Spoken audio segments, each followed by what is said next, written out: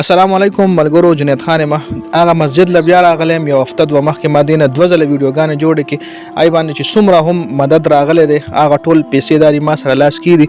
د جومات چې کوم مشر دی کاري صاحب هم را سره ولاړ دی او جومات کې اوس هم کار مسلسل روان دی. خو دا داسې پیسې دي چې ډېر کمو کسانو را لېږلي، مطلب چا پکې 10 روپۍ 20 روپۍ الله پاک د هغوی د خیرات قبول او منظور کړي. الله پاک د یو وظیفه په یو سل باندې ورکړي. د قطر نه پکې یو مسافر را لېږلی وي.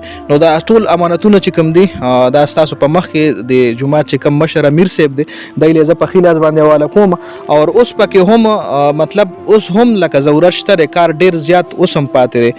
تاسو له په دې ویډیو کې ښکاري چې صرف اوس فاونډیشن بنیادونه راوچت شوي دي، خو ستاسو اوس هم د مدد ضرورت دی. که څوک راځي فزیکلی خپل ځای را جومات کتل غواړي، نوشهره ټو پېښور چې کوم جي ټي روډ دی پیرپی کلی دی هغې له مخامخ ډرای پورټ دی بندرګاه چې وله ویلی شي هغې سره دا جومات جوړیږي.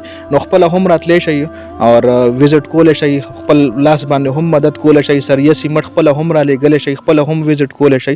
دوی سره لږې خبرې کوو، لږ شاړ غوندې بریفینګ ته خپلو ویډیو خو ما دوه درې مخکې هم جوړې کړي دي. السلام علیکم.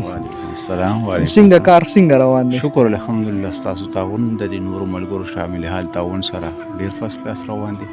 انشاءالله پر امید یو چې د وخت مناسب باندې دا مطلب خدای په خپل هدف ته ورسوي انشاءالله. انشاءالله بس تاسو د خلوص ضرورت ته پکې ستاسو محتاج دي د خلک. دا علاقه داسې ده چې مطلب خلک پکې لږ داسې بېوسه خلک پکې اوسېږي. نو ځکه مونږ داسې ویډیو جوړو چندې دپاره کې نن سبا مسجد چې چاله پته ولګي دي چې مسجد جوړېږي نو هر یو کس کوشش کوي ځان ورسوي چې نن سبا هر یو کس کوشش دا کوي چې زه دا پیسه په جومات کې ولګوم، په داسې ځای کې ولګوم چې صدقه جاریه که سبا زه کور کړم چې ماله ثواب را رسي. نو ډېره زیاته مهرباني که څوک مدد کول غواړئ په سکرین باندې نمبر هم شته، خپله هم راتلی شئ. او که څوک مدد نشئ کولی ان کیس نو ویډیو مخکې شیر کوئ. ستاسو په شیر باندې که چا مدد وکړو نو تاسو له پکې هم اجر ملو شي. ډېره زیاته مهرباني. والسلام.